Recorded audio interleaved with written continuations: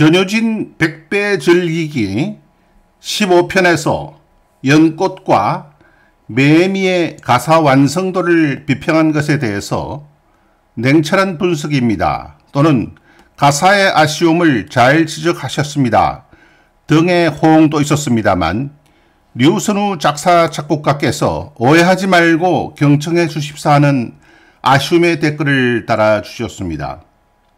연꽃은 불교와 철학의 상징으로만 묘사하라고 어디에 정해져 있는 것이 아니며 한철 화려하게 피었다 이내 지고 마는 연꽃이 작사 작곡가에게는 슬프고 애잔하게 느껴지기만 했다고 합니다.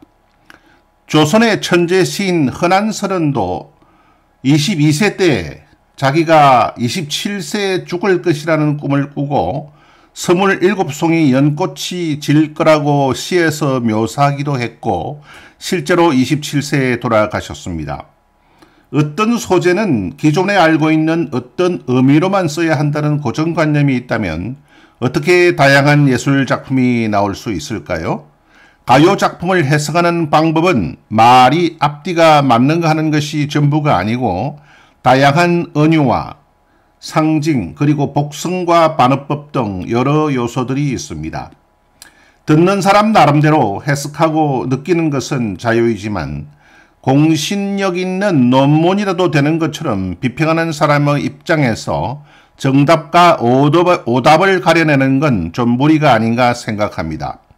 매미가 엉엉 울고 목이 메어 울지 못하는 것이 아니라 세상의 중심에 들어서지 못하고 주변만 맴맴 돌고 빙빙 돌던 가사 속의 주인공이 울고 싶은 마음인데 마침 밤에는 울지 않는 매미가 화려한 도시 불빛에 낮인 줄 알고 서럽게 우니 너도 내 처지나 다름없구나 하는 마음에 감정이입을 했던 것입니다.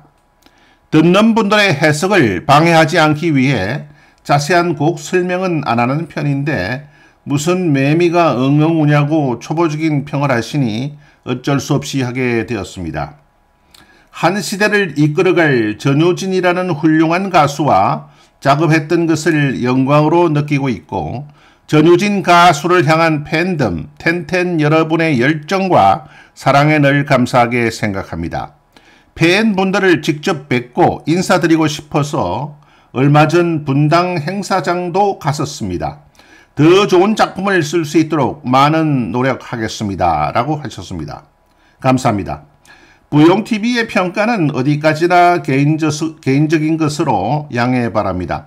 그렇게 생각하는 사람도 있구나 정도로 이해해 주십시오. 류선우님은 현재 당대 최고의 작사 작곡가로서 저 역시도 분명하게 인정하고 있습니다. 저의 평가는 어디까지나 지엽적인 것입니다. 그리고 모두가 다 찬사만 보낸다면 얼마나 재미없는 세상이 되겠습니까? 아무튼 간에 더욱 훌륭한 작사와 작곡을 기대합니다. 감사합니다. 화이팅입니다.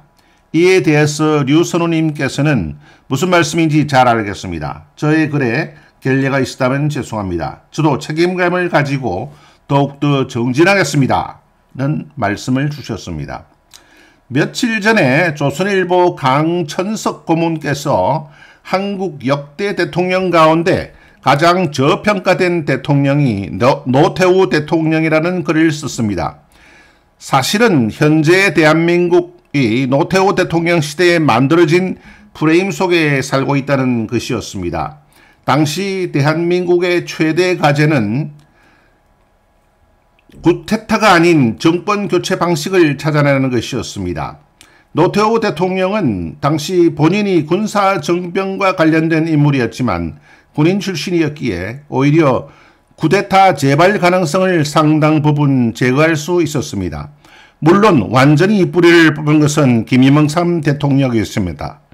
그 다음으로는 지역 근거와 정체성이 제각각인 세 개 보수 정당을 통합해 정권 지반을 크게 넓혔던 것이었습니다. 그럴 수 있었기에 철저한 반공국가였던 대한민국이 냉전 해체라는 세계 흐름에 발빠르게 올라타 과거의 적대국이었던 소련, 그리고 중국과 국교를 정상화할 수 있었던 것입니다. 노태우 대통령은 히어링을 아주 좋아하던 분이었습니다. 그분이 대통령에 당선되기 전 수년간 보좌했던 측근 이병기 전 국가정보원장의 증언에 의하면 당시 그분은 거의 매일 사회 저명 인사들과 조찬 미팅을 가졌는데 주로 듣기만 했다고 하더군요. 훌륭한 경영자일수록 자신의 주장과 의견을 말하기보다는 우선 잘 들으려고 노력한다는 것입니다. 대화 중에 자신의 의견만을 피력하거나 자신의 관심사와 이익에만 초점을 맞추다 보면 상대방을 짜증나게 하거나 자신이 무능하게 보이거나 나아가 믿을 수 없는 사람으로 보일 수도 있습니다.